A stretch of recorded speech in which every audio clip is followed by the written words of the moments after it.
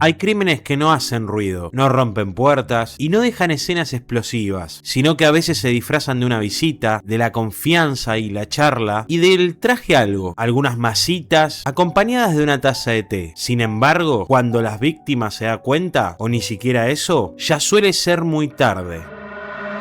¿Qué tal, gente? Bienvenidos una vez más al canal, espero que estén muy bien. Hoy vamos con uno de los casos más históricos de la criminología argentina, nombrada por muchos la primera asesina en serie o la única asesina en serie de nuestro país, y cómo se volvió una figura mediática más allá de la oscuridad y el egoísmo con el que se manejó. Si te gustan los documentales de crimen, historia o misterios, te invito a que te pongas cómodo. Y ahora sí, vamos con el caso. Carmen Zulema Mema del Giorgio de Venturini fue tentada con una promesa simple: invertir un dinero que luego sería devuelto con intereses. No era un monto enorme, pero funcionó, y eso la empujó a poner más. Con ese mismo patrón, Nilda Adelina Gamba y Leila Elida Chicha Formizano cierran el mismo negocio. Lo que empieza a repetirse no es solo el dinero, es la cercanía. Son visitas más frecuentes, más confianza, más amistad. Pero el sábado 10 de febrero de 1979, Nilda empezó con dolores agudos de estómago y náuseas. El médico que la fue a ver habló de una intoxicación y Nilda recordó un detalle: había tomado el té con una visita muy cercana esa misma tarde. Esta misma visita se ofreció a cuidarla, pero Nilda empeoró, entró en coma y murió en la madrugada del domingo. Después vino algo que hoy, escuchándolo en frío, suena muy escalofriante. La misma mujer fue a buscar el primer médico, el doctor Denner, para que firmara el certificado. Él se negó, no había sido el último en atenderla. Entonces ella fue directo al médico de cochería, que sí firmó a cambio de una propina. En el papel quedó una frase que evitaba preguntas: paro cardíaco no traumático, fórmula que podía evitar la autopsia. Días después, cuando tocaba devolverle el dinero a Chicha, esa mujer vuelve a aparecer con una taza de té, masitas y una tranquilidad extrema. Según su versión, había quedado en verse esa noche para ir al teatro, pero Chicha no respondía. El 22 de febrero los vecinos llaman a la policía. Del departamento salía un olor penetrante. Rompen la puerta y la encuentran sentada frente al televisor. Al lado, restos de pescado, masas finas y una taza con un poco de té. Otra vez el médico de funeraria afirma: infarto de miocardio no traumático. Poco más de un mes después, una tercera muerte cierra el círculo. El 24 de marzo, Mema siente náuseas y un malestar brutal. Intenta arrastrarse al pasillo, se cae, hace ruido y los vecinos la auxilian. Y en ese momento llega la misma mujer, aquella que había estado con sus amigas anteriormente en sus muertes. Pregunta algo rarísimo: si Mema había dicho algo antes de perder el conocimiento. Y cuando la ambulancia va camino al hospital y Mema muere, la pregunta no es qué pasó, la pregunta es: ¿va a ser necesaria la autopsia? Viendo estas tres tragedias, más atrás de eso hay un patrón, donde había siempre una deuda o una plata de por medio, siempre visitas, siempre aparecía una taza de té y después ciertos certificados que cierran con muerte natural. ¿Por qué quería evitarlos? Más adelante lo vamos a ver. Pero lo más importante es que en cada escena alguien se movía para controlar el relato. Tiempo después, la hija de Mema, Diana María Venturini, ordenando las cosas, encuentra algo clave: faltaban pagarés que su madre tenía como garantía por los depósitos. Y habla Ana con el portero, y ahí aparece el dato que la parte humana jamás olvida. El portero recuerda que le dio las llaves del departamento a una mujer minutos después del incidente para hacer llamadas a los familiares, llamadas que nunca se hicieron. Con la cabeza fría, Diana une los puntos: dos mujeres a las que esa persona debía dinero ya habían muerto en circunstancias parecidas. Entonces hace lo que cambia la historia: va a la policía, y recién ahí la causa se mueve. Cuando el juez ordena exhumaciones y autopsias, aparece el nombre que hasta ahora era la visita, la amiga, la que intervenía. Esta mujer era Gilla Murano. Acá entra algo clave: cuando se exhuma un cuerpo no siempre se puede probar todo. Ciertos procesos de descomposición pueden complicar la detección de varias sustancias, o de algunas, pero en el caso de Mema sí pudieron determinarlo. Había restos de cianuro alcalino en sus vísceras, y eso cambia la carátula moral del caso. Ya no era solo una sospecha, eran muertes por envenenamiento. A fines de abril de 1979, la investigación ya tenía un nombre en la mira. El 27 de abril de ese mismo año, la policía detuvo a Gilla Murano en su casa, en la calle México, en el barrio porteño de Montserrat. Siempre prolija, coqueta, segura de sí misma. El 24 de mayo de 1979, María de las Mercedes Bernardina Boya Aponte de Murano se sentó frente al juez de instrucción número 20, Diego Pérez, y su secretario Juan Carlos Rodríguez Baza Bilbaso. Apenas 4 días antes, ya detenida, había cumplido 49 años tras las rejas. Gilla, como le llamaban sus amigos,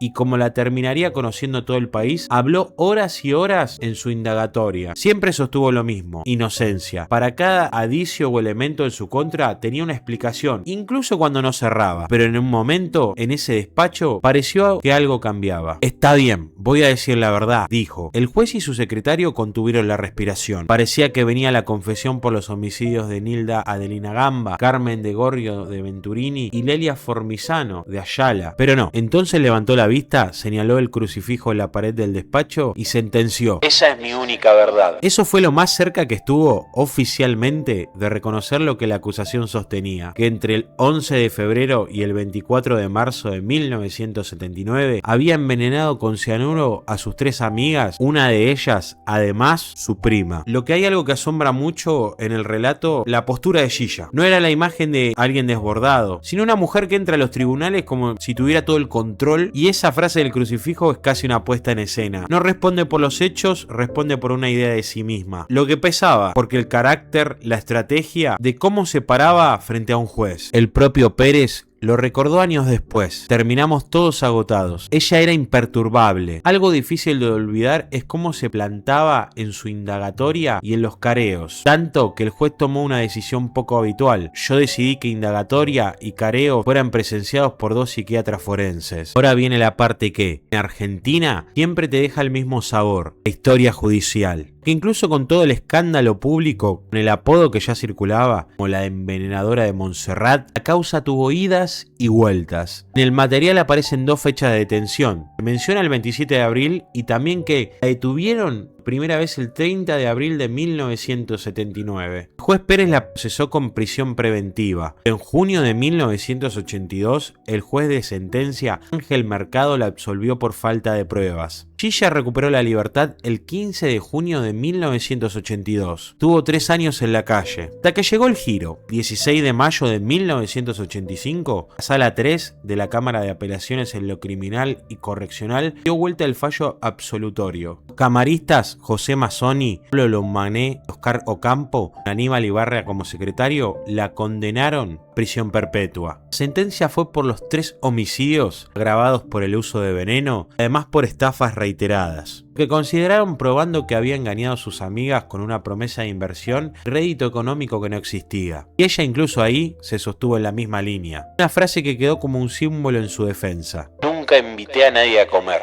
Que puede ser un dolor para los familiares, que lo que parecía obvio en la calle, en tribunales no alcanzó, aunque todavía falta el último capítulo, el de la salida. Reducción de pena y por la ley del 2x1 permitía mutar el doble el tiempo de prisión preventiva que excedería a cierto plazo, y ella salió después de 16 años. Después se supo un detalle, yo como una escena final, casi de novela negra. Los jueces que intervinieron en su puesta en libertad se habría enviado, en señal de agradecimiento, una caja de bombones. En lo personal, Gilla tenía una vida armada como un personaje. Se había casado en 1953 con el abogado Antonio Murano, y de ese matrimonio tuvo a su único hijo, Martín. También tenía un hermano que era oficial del ejército y llegó a ser general, y por eso, según se presume, ella evitaba usar su apellido de soltera. A eso le sumaba algo que repetía como marca identitaria. Decía ser bisnieta del teniente general de la guerra de la Triple Alianza, Donato Álvarez, y hacía demostraciones públicas de ser católica practicante. Pero detrás de esa fachada, su vida privada se contaba de otra forma. Se le atribuyen relaciones extramatrimoniales frecuentes y se le conocieron varios amantes. Ella misma se jactaba de haberse acostado con más de 250 hombres. Incluso cuando años después se revocó una libertad concedida en primera instancia y se ordenó su captura, algunos de sus amantes, según se dijo, llegaron a encubrirla de buena fe. Martín Murano, su hijo, declaró que Gilla y su hermana se cubrían mutuamente mutuamente en esas aventuras y que ambas tenían un esnobismo y un materialismo extremos. Con los años, ya como una figura instalada en el imaginario popular, Gilla terminó viviendo en La Boca. Después pasó a una residencia geriátrica y cada tanto volvía a aparecer en entrevistas cuando algún especial de televisión recordaba el caso. Murió el 26 de abril de 2014 en un geriátrico del barrio porteño de Belgrano y fue sepultada en Chacarita, con una versión acortada de su nombre. Hay casos que no te persiguen por la escena del crimen, sino por lo simple del escenario: una casa, una charla, una taza de té y la confianza como arma. Porque lo inquietante de esta historia no es solo el veneno, es la máscara, la idea de que alguien puede presentarse prolija, correcta, religiosa, de buena familia y usar todo eso como un escudo para moverse sin levantar sospechas. Y mientras tanto, construir un vínculo, promover seguridad, ofrecer una inversión y acercarse cada vez más hasta que ya es tarde. Y también queda otra pregunta que duele: ¿cuánto impunidad necesita un crimen para volverse rutina? Certificados firmados sin autopsia, dudas que llegan tarde, pruebas que diluyen, fallos que se revocan, años que pasan y una sociedad que mira como el caso se transforma en mito, en apodo y en personaje. Pero detrás del apodo hay algo que no puede perderse: 3 vidas, 3 historias, 3 familias y un recordatorio de que los años 70 en Argentina, esa mezcla de estatus, silencios, contactos y la facilidad con la que algunas puertas se abren mientras que otras se cierran para siempre. Si algo deja este caso, es una lección brutal. El peligro no siempre grita,